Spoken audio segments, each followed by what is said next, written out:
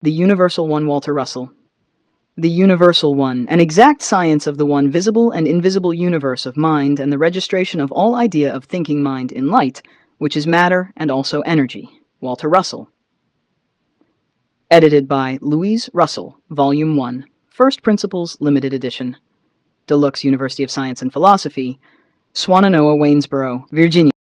The Universal One was originally published in 1927 and distributed to the top scientists in the country. It is being republished at this crucial period for the sole purpose of again releasing vital new scientific knowledge to this new age of new comprehension. Today, the whole world is in a state of chaos, fighting against the forces of greed, envy, jealousy, and fear.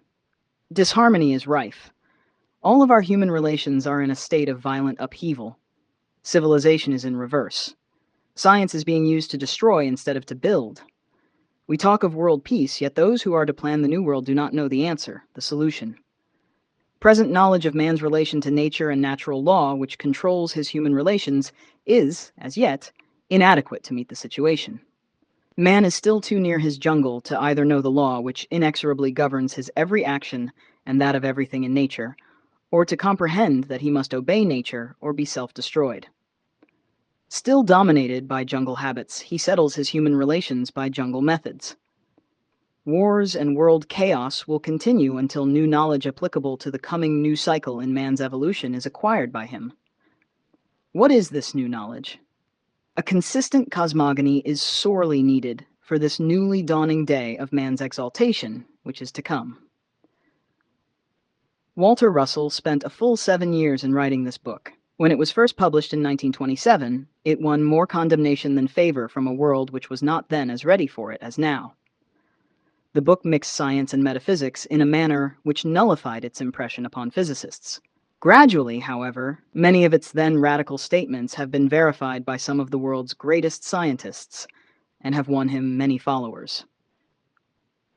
The physicist draws a sharp line between things which he can in some way detect by the evidence of his senses and things which lie beyond that evidence. There is no denial of a something beyond the range of his senses and his sensed instruments, but what may be there is conjectural and therefore inadmissible as scientific data of a reliable nature. In other words, material evidence which lies within the narrow limits of man's sense range is the only admissible evidence to science. But what about that vast range which will not respond to our sensed bodies and sensed instruments? Down the ages, a rare few have been permitted to sever the senses which connect matter with its motivated source in the consciousness of universal mind. These few have become conscious of the cosmos and have tried to tell the world of its simplicity. Each of these has faced an impossible task.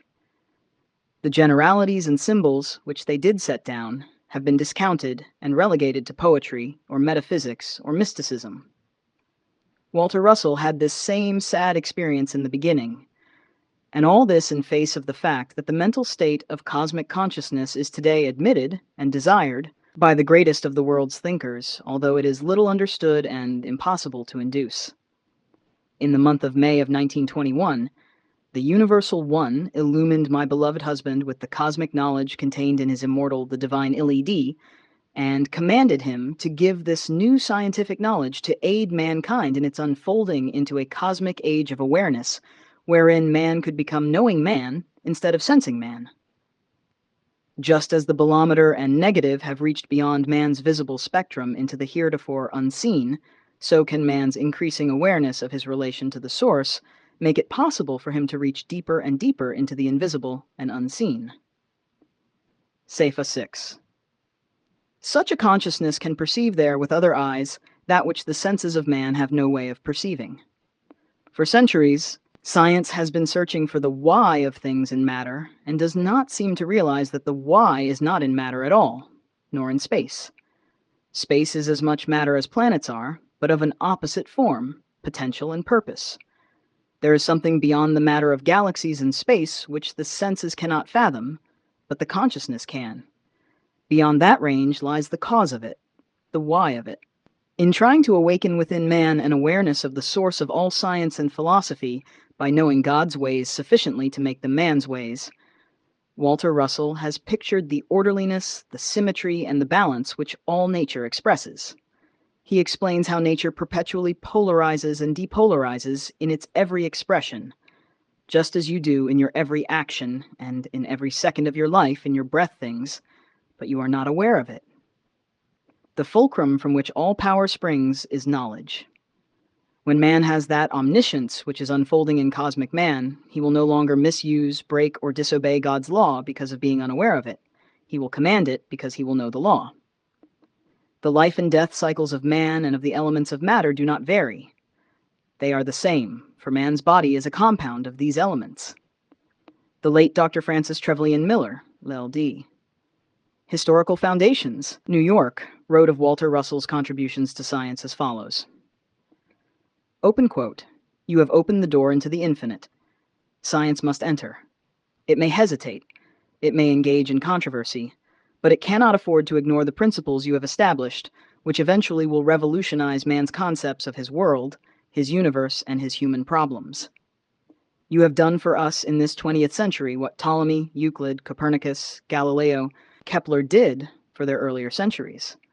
But you have further penetrated all physical barriers and extended your discoveries into definite forms of the infinite law, which created our universe and keeps it in operation with mathematical precision through the millions of years."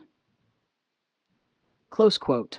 Sir Oliver Lodge once said that the physicist's type of mind could never fathom the mystery of the universe, and the great story, if it ever came at all, must be the great inspiration of some poet, painter, philosopher, or saint. Less than 200 geniuses have appeared among men since the beginning of man, and not more than 4 or 5 highly illumined mystics. To these we owe what culture the world possesses today, yet our whole educational system is opposing their development, and our society as a whole is more apt to demean than to glorify them. It is most unfortunate that humans do not realize this sorry fact, for as long as man neglects to honor his geniuses who are engaged in the arts of peace, and glorifies his heroes who are most proficient in the arts of war, the human race will continue to suffer the agonies of its own making. This now ending barbaric age is peopled with God-fearing men. The dawning cosmic age is being peopled with God-loving men. The coming race of men will know that love is all there is in God nature, and that the manifestation of love is all there is in the physical universe. The law of love is rhythmic, balanced interchange between all things. Upon the law of balanced interchange, this entire reciprocal universe is motivated with such exactness of balance that astronomers can calculate the positions of planets and suns to the split second. In this wise, the universe is dependable. It observes the law. It cannot do otherwise where God controls all things. In Walter Russell's worldwide acclaimed book, The Secret of Light, is the following. Saipha 7, fragment from the Divine Iliad. "Again I say that all things extend to all things, from all things, and through all things. For to thee I again say, all things are light, and light separates not, nor has it bounds, nor is it here and not there. Man may weave the pattern of his self in light of me, and of his image in divided lights of me, e'en as the sun sets up its bow of many hues from divided light of me. But man cannot be apart from me, as the spectrum cannot be apart from light of me. And as the rainbow is a light within the light, inseparable, so is man's self within me, inseparable, and so is his image my image. Verily I say, every wave encompasseth every other wave unto the one, and the many are within the one, e'en down to the least of waves of me.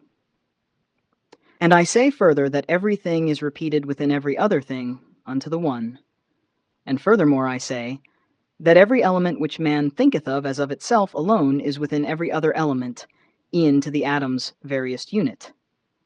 When man queries thee in this wise, sayest thou that in this iron there is gold and all things else? Thou mayst answer, within the sphere, and encompassing it, is the cube and every other form that is, and within the cube, and encompassing it, is the sphere and every other form that is. We are at the dawning of a glorious new age of knowledge and awareness of our oneness with all life.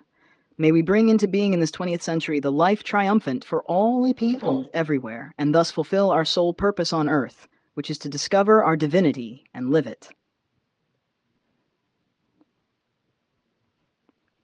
In the interim of the writing of the Universal One from 1921 to 1927 to 1947, when The Secret of Light was released, and also our book entitled Atomic Suicide, which was published in 1957, Dr. Russell's thoughts and awareness matured in expression, and he clarified and rectified errors he felt that he had committed in his earlier writings.